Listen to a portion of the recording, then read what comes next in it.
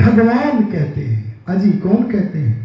केवल ऋषि नहीं कहते दिनेश जी, भगवान वेद में कहते हैं कि तुम अपने मन में जो भी फोटो खींचोगे वो तुम्हारी वस्तु होगी। इसलिए जब जब सत्संग में आओ, कहाँ आओ जी?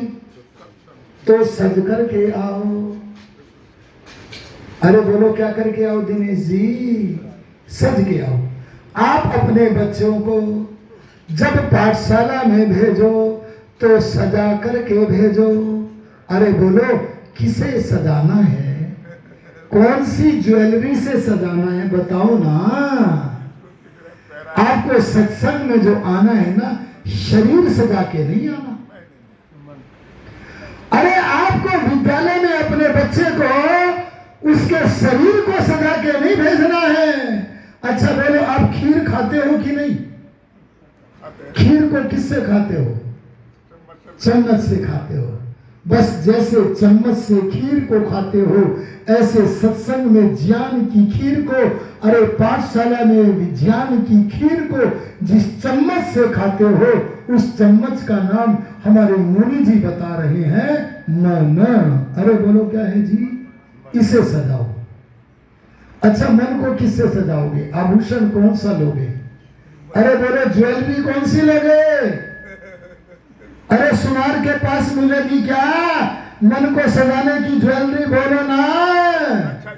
अरे आपके ग्रेटर नोएडा में मिलेगी क्या मन को सजाने की ज्वेलरी?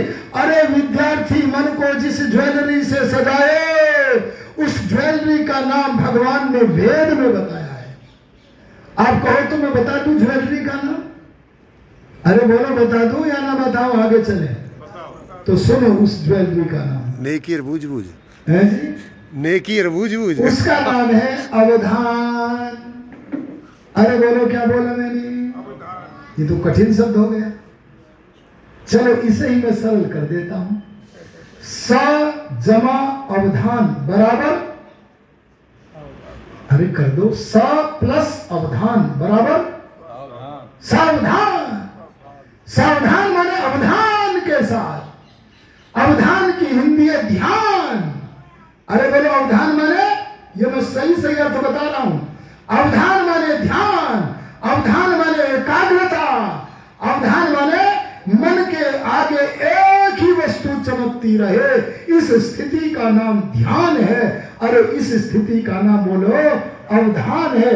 मन में दूसरी वस्तु चमके ही ना, लगातार एक वस्तु चमकती रहे, एकाग्रता बनी रहे, इसका नाम है अवधान।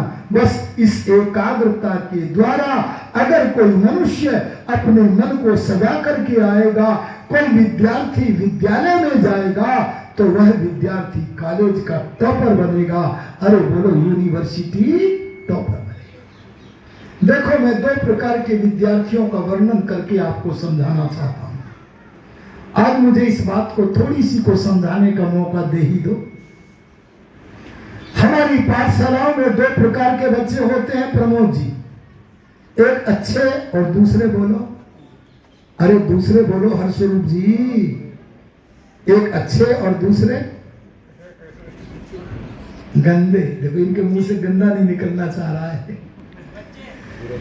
अरे ध्यान देना, अच्छे बच्चे कौन से होते हैं तुम परख लो अपने को।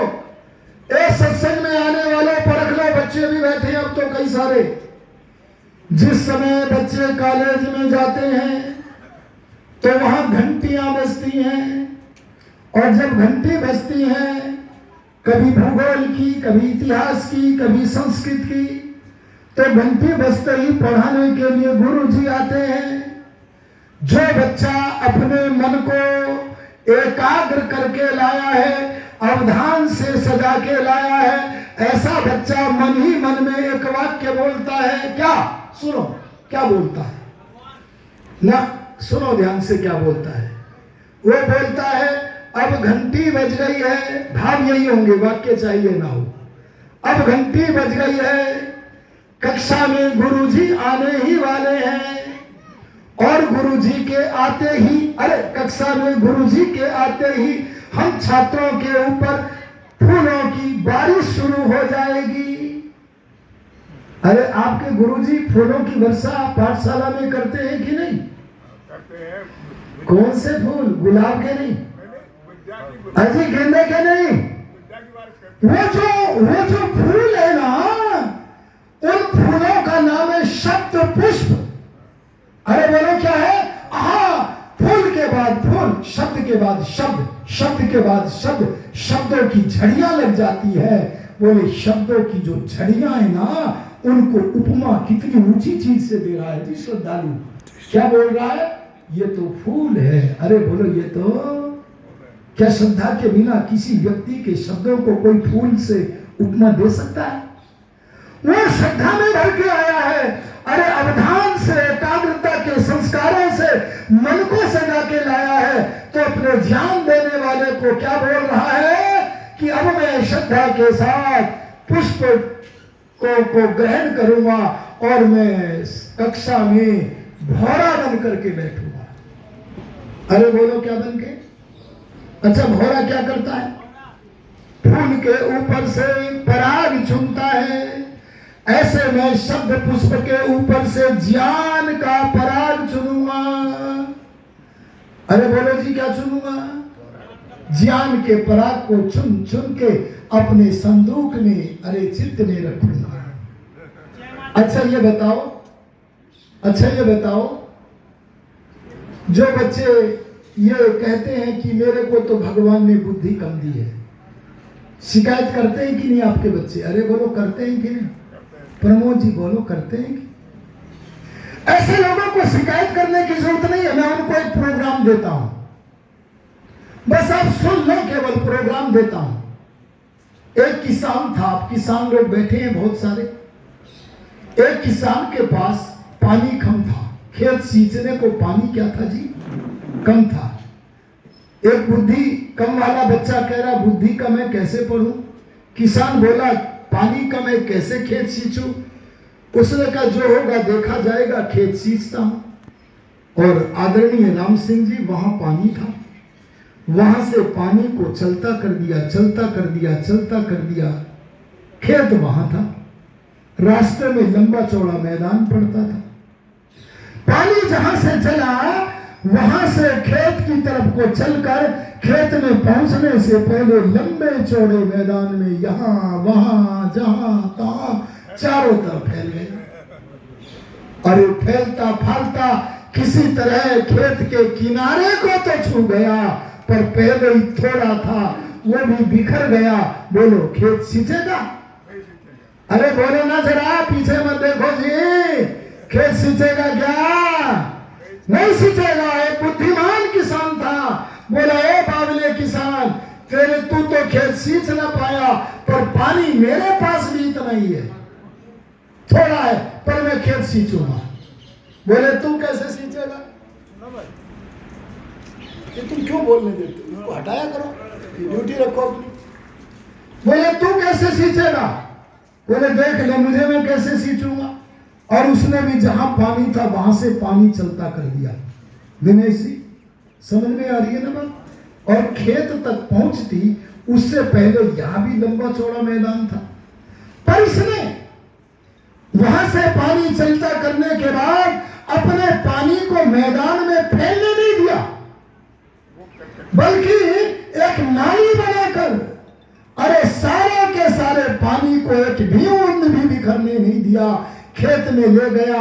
अरे बोलो ये किसान खेत को सींच लेगा कि नहीं सींच लेगा? ऐसे मैं अपने विद्यार्थियों को कहूंगा, आप सब विद्यार्थी बैठे हैं, मैं भी विद्यार्थी हूं। आप लोग क्या करें? आप लोग अपनी मन की शक्तियों को बिखरने लगे मैदान में। क्या करो जी?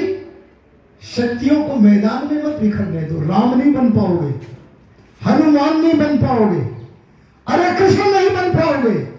अरे जिसने अपने मन की शक्तियों को मैदान में बिखेरा, वो कभी दयानंद राम प्रसाद बिस्मिल आत्मानंद नहीं बन सकता। अरे वो ये स्वामी जी नहीं बन सकते, चित्तेश्वरानंद नहीं बन सकते। और वो मैदान कौन सा? व्हाट्सएप। अरे बोले कौन सा? फेसबुक। अरे बोले वो मैदान कौन सा है? रूप। वाह कैसा सुंदर है। अरे वो क्या शब्द, आजकल हम शब्दों पे मरते हैं, कोमल आवाज पे मरते हैं, पर उस आवाज के भीतर जो ज्ञान विज्ञान की राशि है उसे छू भी नहीं पाते हैं। बोलो ये होता है कि नहीं होता? ध्यान देना, ये अनेक बार मैंने देखा है, अनेक बार होता है। हम लोगों के शब्दों पे मरते हैं, अरे उसकी मधुरता पे मरते हैं, लेकिन उस शब्द के भीतर जो भरा हुआ ज्ञान विज्ञान है वो हमारी पकड़ से बाहर होता है, क्योंकि हमने अपने मन की शक्ति को विषय में बिखेर करके मैदान में विषय माला में बिखेर दिया है। ऐसा बच्चा कभी भी यूनिवर्सिटी टॉपर, अरे बोलो कॉलेज का टॉपर नहीं बन सकता। एवं अपने बच्चों की साधारण वस्त्रों के द्वारा रक्षा करो। अगर आपके बच्चे का मन किसी वस्तु में आसक्त हो जाए तो बच्चे को कहो, आसक्ति का किसी चीज में अगर पदार्पण हो गए तो बच्चे तू वहां से कोसों दूर भाग जाया कर। अच्छा, मैं एक दो बात और कह करके वाणी को विराम करता हूं। आप लोग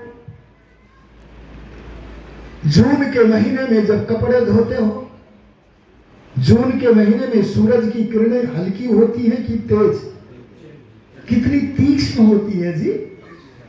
अच्छा, उन तेज कपड़ों में जब हम, तेज किरणों में जब हम अपने कपड़ों को सुखाते हैं तो बोलो वे कपड़े जल जाते हैं कि नहीं? अरे बोलो ना, हाँ हाथ खड़ा करके बोलो। जल जाते हैं कि नहीं? है जी? कभी नहीं जलते, गर्म होते हैं, सूखते हैं। परमात्मा ने कैसे सूर्य की किरणें बनाई? अरे तेज तो है, तीक्ष्ण तो है, पर कपड़ों को जलने नहीं देती। अरे सूर्य की जो किरणें आपके कपड़े को जला नहीं पा रही हैं, वही सूर्य की किरणों को अगर आप आतशी शीशे में केंद्रित कर लो, माने इकट्ठी कर लो, तो बोले वही इकट्ठी की गई किरणें अगर रिफ्लेक्स करके आप कपड़ों पर डाले तो वही किरणें जो पहले वस्त्र को जला नहीं पा रही थी, बोलो अब जला पाएंगी कि नहीं? अरे बोलो जी, जला पाएंगी कि नहीं? जला दे। बस मैं यही कहना चाहता हूं कि तुम्हारे मन की जो शक्तियां अरे विषय को ग्रहण नहीं कर पा रही थी ना, वही मन की शक्तियां जब अवधान से, अरे एकाग्रता से जब इकट्ठी हो गई तो सब्जेक्ट के भीतर घुसेंगी, और सब्जेक्ट के भीतर घुसेंगी ही नहीं बल्कि लक्ष्य को प्राप्त करेंगी। अजी बैठो जी, किसको प्राप्त करेंगी जी? लक्ष्य को। भैया बेटा बोलो मत, पीछे बोलो मत। लक्ष्य को प्राप्त करेंगी। बोलो किसको प्राप्त करेंगी? ये पक्की बात बता रहा हूं। अच्छा, मैं आपसे एक बात कहना चाहता हूं, अपने लक्ष्य को बनाओ, बच्चे से बनवाओ। मैं बच्चों से पूछता हूं तेरा लक्ष्य क्या है? बोला मैं तो इंजीनियर बनूंगा। बोलो ये लक्ष्य अच्छा है कि नहीं? अच्छा है। अच्छा, मैं डॉक्टर बनूंगा। दिनेश जी, मैं डॉक्टर, मैं वकील, मैं साहित्येंद्र, मैं व्याकरणेंद्र, मैं डीएम, मैं आईएएस बनूंगा, मैं पत्रकार बनूंगा। ऐसे बहुत सारे होते हैं।